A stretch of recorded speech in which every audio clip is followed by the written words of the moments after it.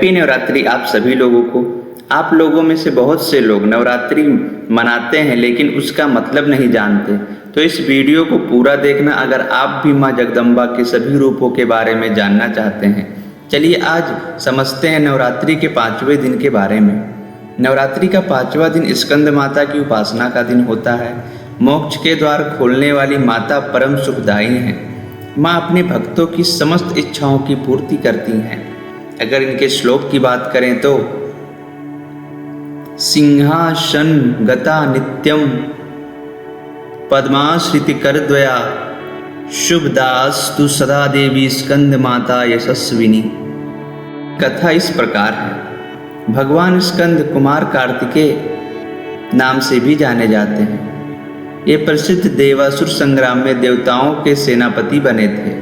पुराणों में इन्हें कुमार और शक्ति कहकर इनकी महिमा का वर्णन किया गया है। इन्हीं भगवान स्कंद की माता होने के कारण माँ दुर्गा जी के इस स्वरूप को स्कंद माता के नाम से जाना जाता है। अगर इनके स्वरूप की बात करें तो स्कंद माता की 4 भुजाएं हैं। इनके दाहिने तरफ की नीचे वाली भुजा जो ऊपर की ओर उठी हुई है उसमें कमल पुष्प हैं। बाईं तरफ की ऊपर वाली भुजा में वर मुद्रा में तथा नीचे वाली भुजा जो ऊपर की ओर उठी है उसमें भी कमल पुष्प ली हुई हैं। इनका वर्ण पूर्णतः शुभ्र है। ये कमल के आसन पर विराजमान रहती हैं, इसी कारण इन्हें पद्मासना देवी भी कहा जाता है। इनका वाहन सिंह यानी कि शेर है। चलिए हम महत्व के बारे में कुछ समझ लेते हैं। नवरात्रि पूजन के 5वें दिन का शास्त्रों में पुष्कल महत्व बताया गया है। इस चक्र में अवस्थित मन वाले साधक की समस्त बाह्य क्रियाएं एवं चित्त वृत्तियों का लोप हो जाता है। वह विशुद्ध चैतन्य स्वरूप की ओर अग्रसर हो रहा होता है। साधक का मन समस्त लौकिक सांसारिक मायिक बंधनों से विमुक्त होकर पद्मासना माँ स्कंद माता के स्वरूप में पूर्णतः तल्लीन होता है।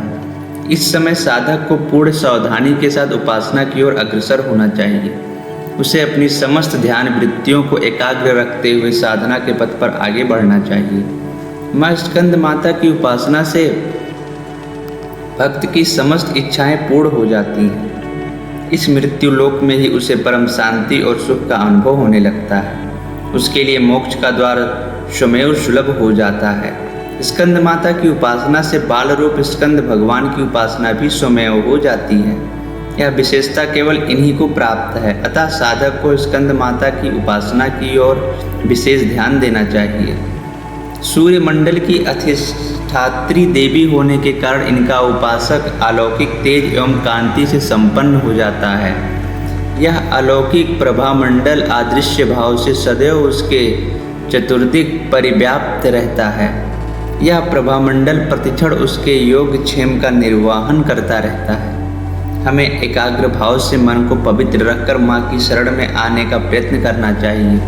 इस घोर भव सागर के दुखों से मुक्ति पाकर मोक्ष का मार्ग सुलभ बनाने का इससे उत्तम उपाय दूसरा नहीं है। इनकी उपासना की बात करें तो प्रत्येक सर्वसाधारण के लिए आराधना योग्य यह श्लोक सरल और स्पष्ट है। माँ जगदम्बा की भक्ति पाने के लिए इसे कंठस्थ कर नवरात्रि में 5वें दिन इसका जाप करना चाहिए। या देवी सर्वभूतेषु माँ स्कंद माता रूपेण संस्थिता नमस्तस्यै नमस्तस्यै नमस्तस्यै नमो नमः।